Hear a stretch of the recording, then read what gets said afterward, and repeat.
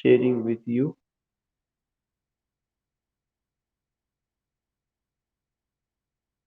Now we will start what we will start जो हमें करना है वो इस चीज को लेके करना है कि in what way we can do या क्या क्या चीजें। तो सबसे पहला जो हम लोग लेंगे that is the poor man and the lady. We will take what we will take the poor man and the lady. This is the first novel of that man, the poor man,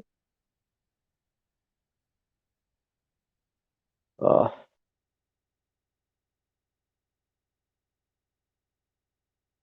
the poor man and the lady. Lady, the poor man and the lady. You will come to know कि this is the first novel of that man, the poor man and the lady. ये जो है क्या है कि यह उनका first novel था। तो इस नॉवेल की सबसे बड़ी चीज है कि इट डिडेंट पब्लिश, ये पब्लिश नहीं हुआ है। उसका मैन्युस्क्रिप्ट है या कैसे जानकारी मिली या क्या है, तो you will come to know. Hello, good morning. I have taken Hardy.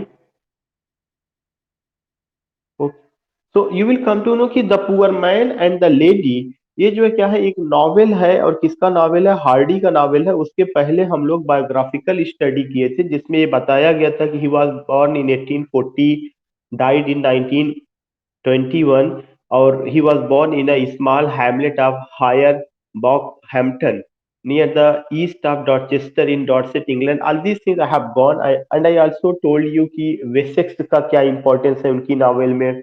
मैंने ये भी बताया था कि उनकी जो वाइफ थी एमा लाविनिया गिफोर्ड, उनके बारे में जिक्र हुआ था। फिर उनकी मौत के बाद जब उन्होंने अपनी सेक्रेटरी से शादी किया था, फ्लोरेंस इमाइली डॉगडेल से, जो उसकी 39 ईयर्स उनसे ओल्डर थी। हम लोगों ने बात किया था आर्डर ऑफ मेरिट को लेकर के। All these things we have gone. और फिर ये बताया गया कि उनके जो नावल हैं उनको हम 3 हिस्सों में बांट सकते हैं, नावल को, उनके वर्क को।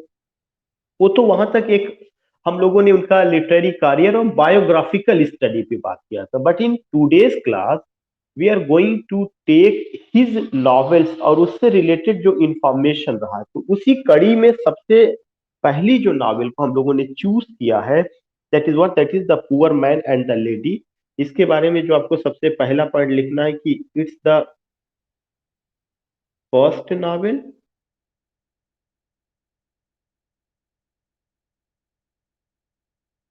It's the first novel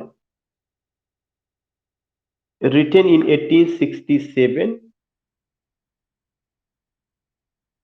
written in 1867, but did not publish,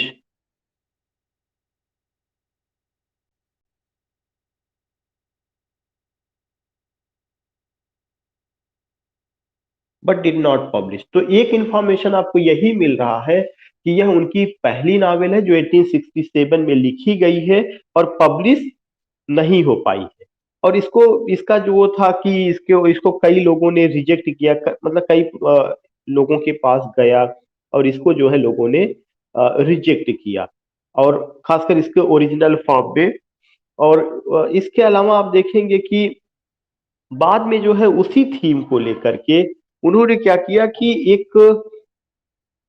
एक नॉवेला की शक्ल दी। और वो जो नॉवेला स्पेशली जो है पोयम का शक्ल में आया। तो उसको जो है अगर आप देखेंगे कि एक और जो है इसी टाइटल से, इसी नाम से जो है the poor man and the lady, उन्होंने क्या किया, एक पोयम की शक्ल में ये चीज आई हुई है। That is,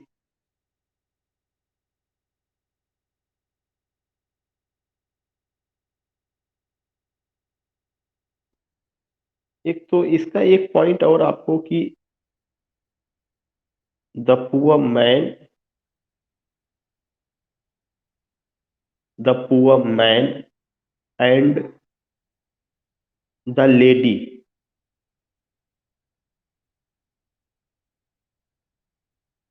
the poor man and the lady, a poem of Hardy,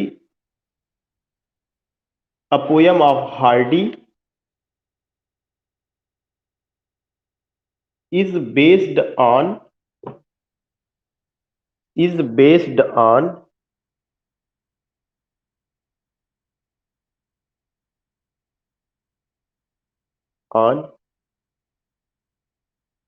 his novel with the same title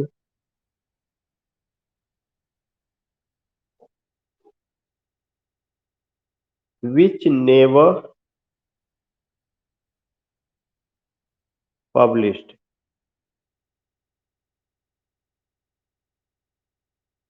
एक चीज ध्यान में रखिएगा, मैंने उस सेंटेंस को थोड़ा सा रिफॉर्म किया हुआ और मैंने ये लिखा हुआ है कि इनका जो नॉवेल था जो कभी पब्लिश नहीं हुआ था, उसी टाइटल को बाद में एक पोयम की शक्ल दी गई, और उस पोयम को जो शक्ल दिया गया उसका क्या नाम था, the poor man and the lady, this is the name, the poor man and the lady. यह जो पुअर मैन और लेडी रहा है, you will come to know कि यह एक जो है the poor man and the lady एक बाद में जो है पोयम की शक्ल में आता है, और उसमें कुछ हद तक जो है थोड़ा सा रिफॉर्म हुआ है, लेकिन उसका जो सोर्स होगा वह कौन सा रहेगा, वह नावल। तो इसका मतलब पहले वह नावल की शक्ल में आया, 1867 में लिखा गया, लेकिन जब वह नावल नहीं पब्लिश होता है तो उसी थीम को लेकर के या उसके कुछ सीन्स को लेकर के क्या किया गया कि बाद में उसको पोयम की शक्ल दी गई। तो ये चीज आप देखेंगे कि कैसे जो है इन इन चीज को जो है उसमें रखा गया। तो यू फाइंड दैट कि ये एक जर्नी, जैसे अगर मैं इस पे इसलिए बात कर रहा हूँ कि यू कैन जस्ट सी कि जो गायस्वर्दी थे, गायस्वर्दी ने अपने कुछ ड्रामा को बाद में नावल की शक्ल दिया हुआ जो थीम रहा है। तो ऐसा नहीं है कि उसको नहीं दिया जा सकता, उसको दिया जा सकता है, बट केवल एक चीज ये होता है कि जब आप उसको नावल की शक्ल देंगे तब वह चीज क्या हो जाएगा, वह चीज एक्शन में ज्यादातर नजर आएगा। और जब आप उसको पोयम की शक्ल देंगे तो उसमें जो है एस्थेटिक सेंस पोइट्री का होगा, इसका मतलब आपको वर्स फॉर्म यूज करना पड़ेगा। तो एक चीज ये है कि हार्डी जो है नॉवलिस्ट भी थे, पोएट भी थे, तो उन्होंने जब पहला अपना नॉवेल लिखा, नहीं पब्लिश हुआ, उसको कई पब्लिशर ने रिजेक्ट कर दिया, तब उन्होंने उसको पोयम की शक्ल दी। और इसीलिए मैंने ये सेंटेंस लिखा है, मैं फिर से यहाँ पे करना चाहूंगा कि जो हम लोग बात कर रहे हैं, we are talking about the poor man and the lady. It's the first novel, पहला novel written in 1867 but did not publish। यह एक इंपॉर्टेंट पॉइंट है कि क्यों नहीं पब्लिश हुआ, इस यहाँ लिखाने की जरूरत नहीं है। अब उनका क्या रीजन था कि वो जो है अच्छा नॉवेल नहीं था, कंटेंट अच्छा नहीं था, प्लॉट अच्छा नहीं था, ये चीजें जो है, but it was the manuscript was rejected by many publishers. Then Hardy left, Hardy ने क्या किया, लेफ्ट कर दिया फॉरवर्ड की to make it publish. he didn't expect, then he turned that subject matter into the poem। इसीलिए मैंने लिखा कि the poor man and the lady a poem. ये चीज दूसरा पॉइंट है, the poor man and the lady a poem of Hardy, जो Hardy का पोयम है, इस पोयम को इज बेस्ड ऑन, यह जो है किस पर आधारित है, बेस्ड ऑन है his novel with the same title. अब जरूरी नहीं था वही टाइटल मैं बार बार लिखता, तो ये आपको ऑलरेडी समझ में आ रहा है कि विद द सेम टाइटल उसी नॉवेल का, विच नेवर पब्लिश्ड। इसका मतलब कि जब वह नॉवेल पब्लिश नहीं हुआ तो हार्डी ने वही टाइटल लेकर के उसको पोयम की शक्ल दे दी, उसकी सीन्स, उसका कैरेक्टर्स कुछ उस तरह से तब्दीली ला करके थोड़ा बहुत उसको उन्होंने पोयम की शक्ल दे दी। तो नॉवेलिस्ट या राइटर में ये तो एट्रीब्यूट होता है कि उसको नैरेटिव भी कर सकता है और साथ ही साथ उसको जो है एक्शन में भी चेंज कर सकता है। वी फाइंड दिस थिंग, तो यू रिमेम्बर दैट, ये चीजें रही है। उसके बाद हमें ये ध्यान में रखना है कि उन्होंने इसका जिक्र जो है अपनी एक नावेला में भी किया हुआ है, और वो है कि and in description in the life of heiress करके। तो यू फाइंड दैट कि इसका जिक्र जो है एक नावेला में भी आया हुआ है, और वहां पर भी हम इसको देखते हैं।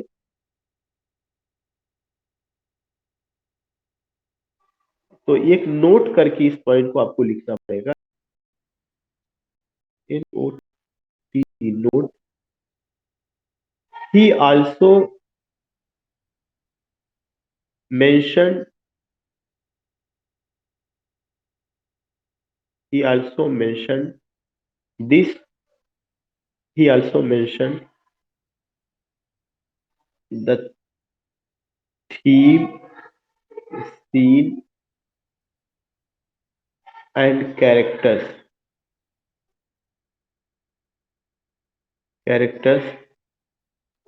of his unpublished novel।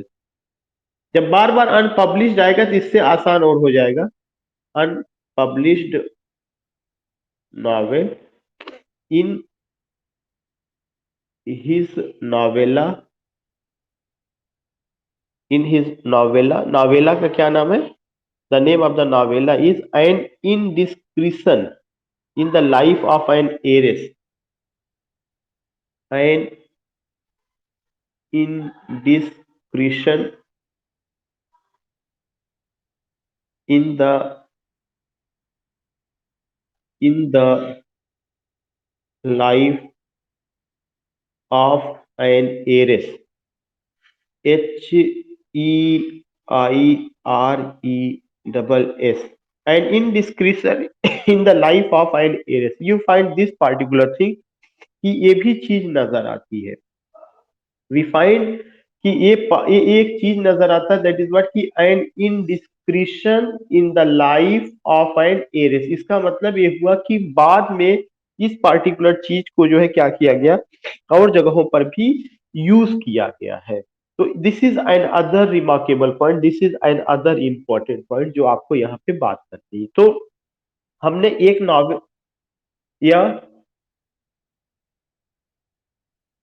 Voice is breaking, is it breaking for everyone? Just I okay, now now अब कैसा है?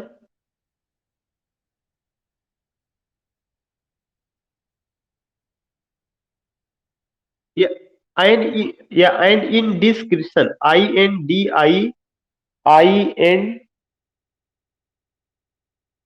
या are you getting my voice? IND या INDISCRETION।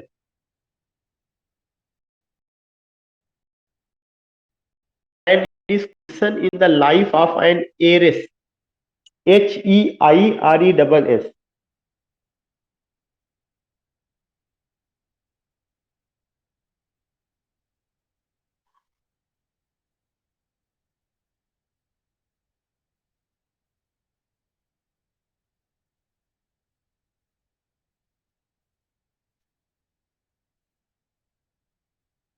एंड के बाद इनडिस्क्रिशन, INDISCRETION।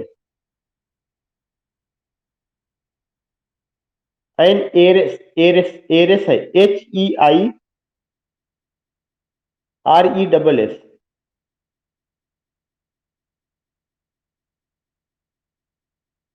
ओके,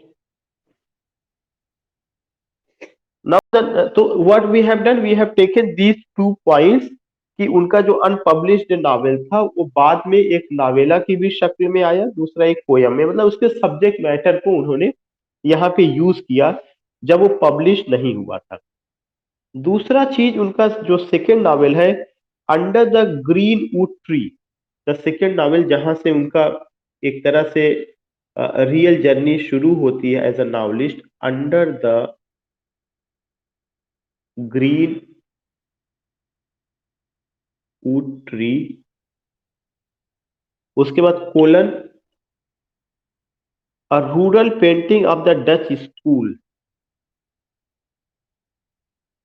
अ रूरल, या this is another novel, this is another novel,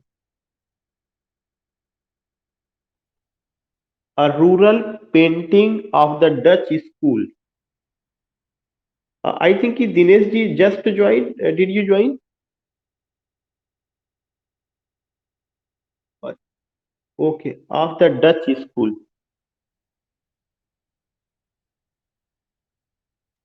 So remember that this is the second novel under the green wood tree, a rural painting of the Dutch school. This is the second novel. A rural under the green wood tree, a rural painting of the Dutch school. This is the second novel. And what the points you have to remember. सबसे पहला point तो ये जो novel है it published anonymously. Anonymously it refers to word की उनके बगैर किसी नेम के कि हु इज द ऑथर और वो चीज नहीं था। तो व्हेन यू फाइंड दैट कि पहला पॉइंट कि it published SHED published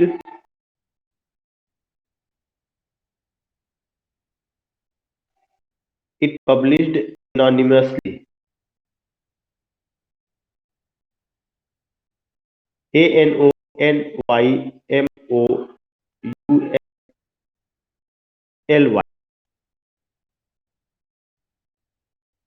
second important point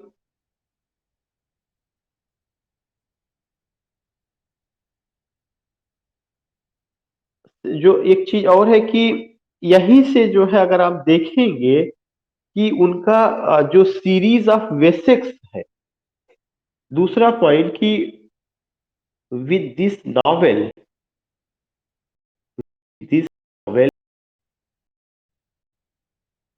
इसी इसी नॉवेल के साथ उन्होंने जो सीरीज ऑफ जो नॉवेल निकला जो है series of Wessex novels begins with this novel his series of Wessex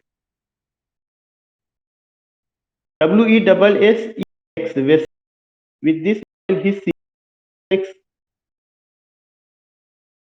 series of Wessex novels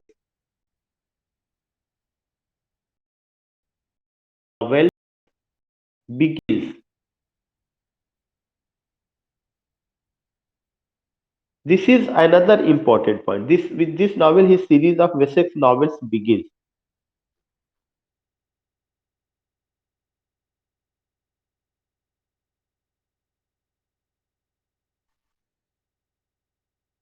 Voice is breaking. Yeah, let me adjust myself. अब मैं कोई दूसरा ठिकाना ढूंढ रहा हूँ।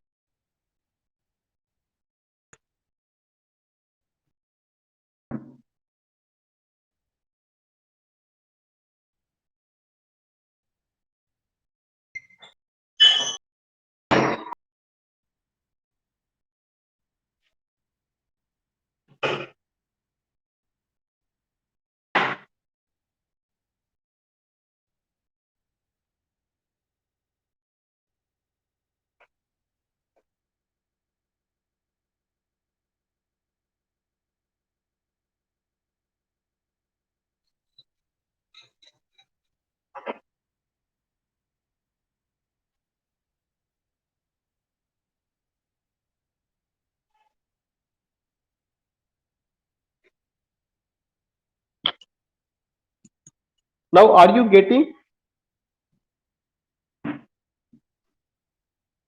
Yeah, just I want to know, are you getting my voice?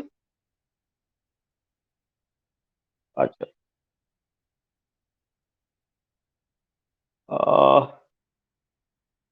Only the second with this novel, his series of Wessex novels begins. This is the point. यहीं तक हम लोगों ने शुरू किया था और अब हम लोगों को और चीजें शुरू करना उसमें।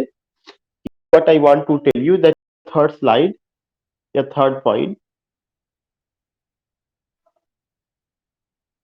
Voice is breaking. Voice is breaking.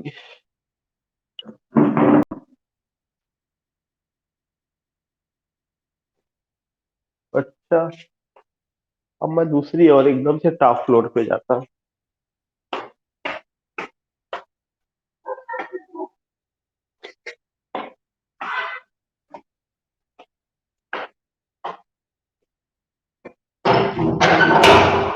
या here I am near Varanasi, this is why in थोड़ा सा रिमोट एरिया है। I am out of station, not in Kanpur. Sometimes this, या this is why when whenever I am in Kanpur, तो जो वहां पे टार लगा हुआ वो बिल्कुल बगल में ही है। ऐसा है। नाउ लेट मी नो आप कैसा है।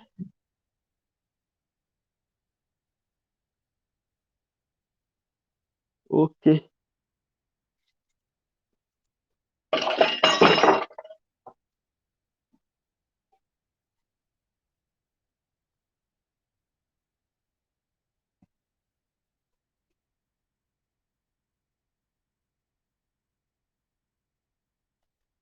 Yeah, remember that ki we are talking about what we are talking about the third slide, इस थर्ड पॉइंट, और उस थर्ड पॉइंट में ये है कि उन्होंने जो नावल लिया हुआ है, उन्होंने सर उस टाइटल को,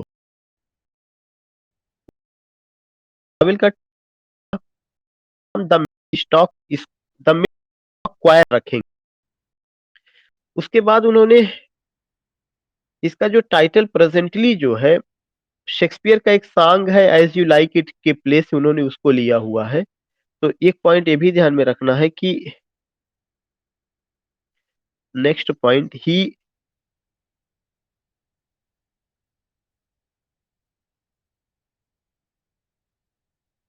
thought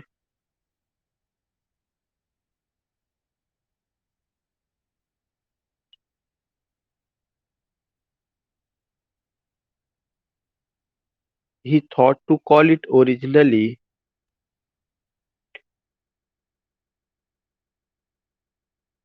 he thought to call it originally with the title with the title, and the name of the title is what, कि पहले उन्होंने सोचा था the Mellstock quire, with the title the Mellstock क्वायर,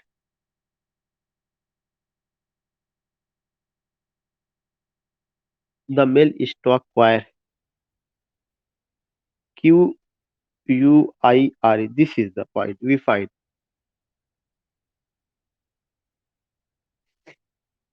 but he settled on a title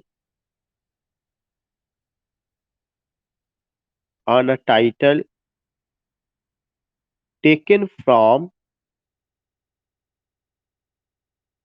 taken from a song in Shakespeare's a song in Shakespeare's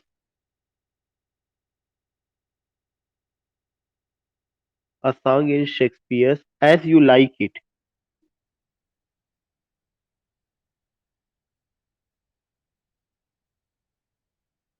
As You Like It।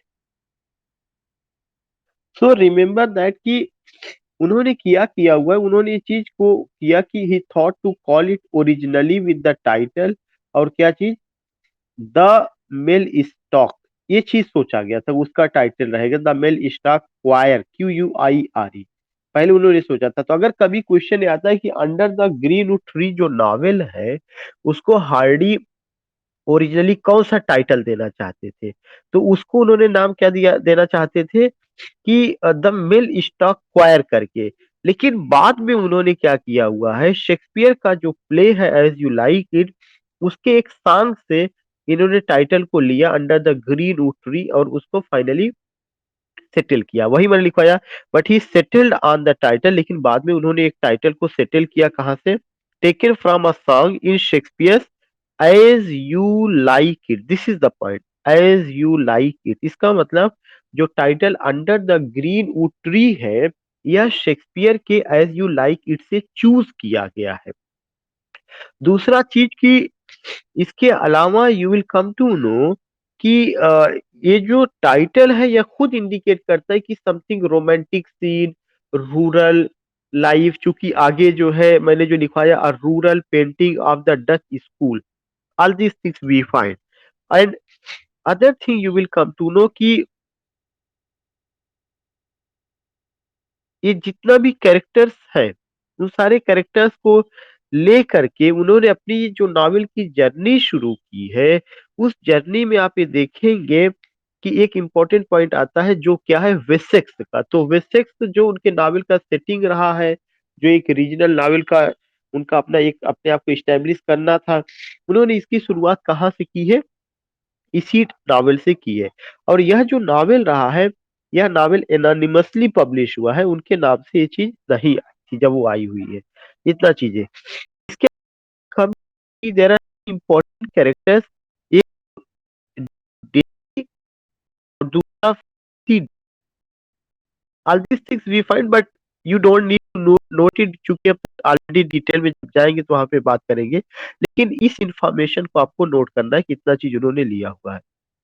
Now the next novel that is one that is for from the madding crowd.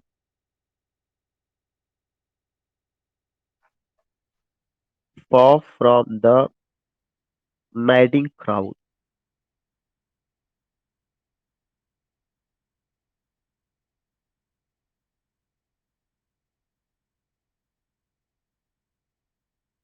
Remember that when you talk about from the madding crowd, then it came in 1870, 1870 turned out a very important novel, जैसा कि पहले ने जिक्र किया था कि novel है जहाँ रियली को सफल है। तो अब कभी आता है वो कभी पहले जिसने को नेम लाया, को एक नावल के रूप में एस्टैब्लिश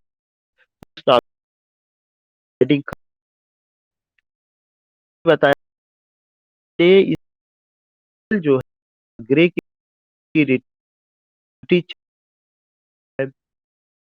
करता ही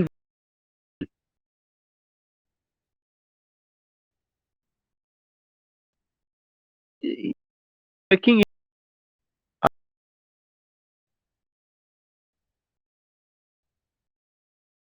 hello,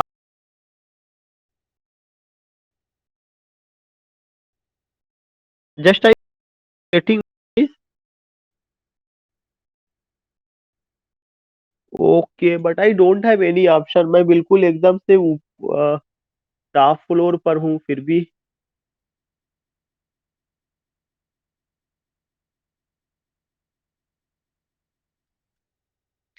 now let me know, is it is it break?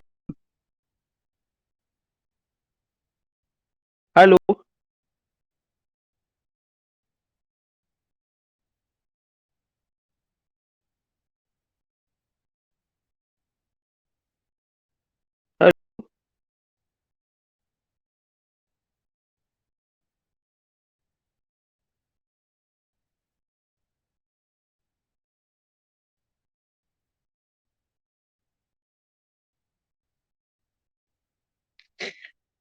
या just change me the situation.